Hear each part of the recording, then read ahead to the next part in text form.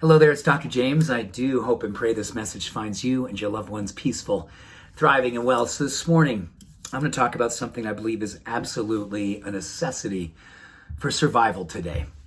Survival of people, for people, the kind of people that are compassionate, feeling people, empathic people, people who tend to take on a lot of stuff energetically that goes on around them, and then sometimes wonder, oh my gosh, do I have within me any more energy to carry, more strength and more desire to continually carry so much of what I'm feeling that's going on in the world today? It's really hard to look at, hard to feel, hard to understand. And I want to share something with you that I started working on back in my early 20s when I was looking back at my childhood and knowing I'd really become somewhat of a pathological empath. I started just feeling everything. I wanted to make peace with everything. I wanted to help people in my family get along and see if I could help save marriages and, just a lot of things I did as a little boy that I had no understanding of what I was doing, but I just felt in my heart it was my duty. I failed over and over again. And that's when I kind of came into this sort of spiritual understanding of self-preservation, not as a way of escaping the world, but as how I can actually be in the world, but not of the world, right? I can be in it. I can experience, as we are today, so many things that are hard, but they don't consume me. They don't overwhelm me. So I started calling this practice back then, back in my early 20s, the curation of my opulent bubble. Repeat after me. The curation of my opulent bubble. What does that mean? It simply means that I have to be well recognized for myself. Know that when I'm starting to get overwhelmed. Know when I'm starting to feel dark. Know when I'm starting to feel a little less hopeful. That's when I have to kind of refortify this bubble that I can live inside. It's not a bubble of denial. It's a bubble of self-preservation. It's a bubble of recovery. It's a bubble of healing. And I use all kinds of different things in this bubble. I make sure there's only a few people, if anyone at times, gets in my bubble. People who I know I can just fully lean into and be completely open and vulnerable with. I'm super clear about media of all kinds. And sometimes I know that no media gets in the opulent bubble.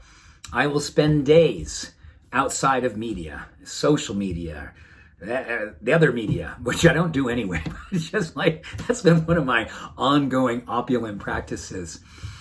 And I think also one of the most important things I do in the opulent bubble is I find ways to really generate forgiveness towards myself and the things that want to come in that I know I want to judge or I want to fix or I want to change, that I know isn't necessarily my business to change those people or those things or those situations, to actually be in that opulent bubble and work on transforming myself so I can be the change that I want to see and be in the world. And I know that's kind of a sometimes even overused Gandhi quote, but that's what happens in the opulent bubble. We get a chance to remember. We get a chance to reclaim. We get a chance to acknowledge and recognize, recognize, rethink about how it is that we want to go back out in the world and how we want to show up, who we want to be. It is a very, very difficult time to be out in the world all the time. And sometimes we're out in the world so long and so hard that when we finally can't do anymore, we literally collapse. We get sick, we get depressed, we start suffering mentally and emotionally, and we don't even know what to do to help keep our lights on. Well, one of the greatest tools that I've seen in my life of the curation of the opulent bubble, and I don't wait until everything is basically broken. I put it in my life every single day. Yeah, every single day. I take sometimes a half an hour, 30, 60, 90 minutes or longer, and make sure that I will get outside and I walk, make sure I have my meditation, and make sure I just do my breathing practice, get my vagus nerve refortified. And I just make sure that I'm actually aware that I love myself enough, that I care about myself, and I care about the world enough to take myself into a timeout. Because it's in that timeout that I'm able to go back out when I'm ready and be the change I want to be and see in the world. It's constant work to be in this world today, but we don't have to be out in the world working at it all the time. We get a chance to go inside so we can be a beneficial presence outside. I hope you take the time and get very, very clear that you deserve an opulent bubble. That's absolutely an awesome experience to curate it, to get very clear about what's in it, who's in it, and who's not, and what's not. And make sure it's beautiful, a beautiful reflection of you.